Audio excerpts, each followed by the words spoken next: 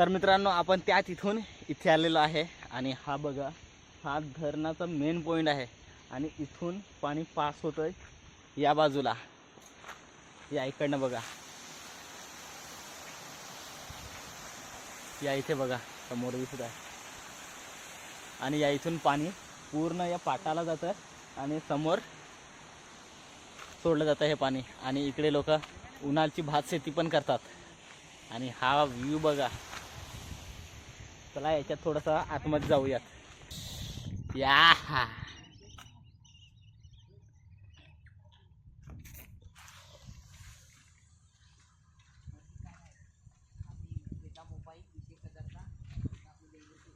मित्रांनो, या इथूनशी दिसणारा हा नजारा बघा किती भारी आहे. मागे बघा पक्ष्यांचा थवा आहे, हे पानबुडी सांगतात ना ते आहे, पूर्ण उडलेलं होतं इथंशी. आणि याच्यात आहेत लांब लांबपर्यंत दिसत आहेत, पूर्ण हे धरणामध्ये बसलेले आहेत.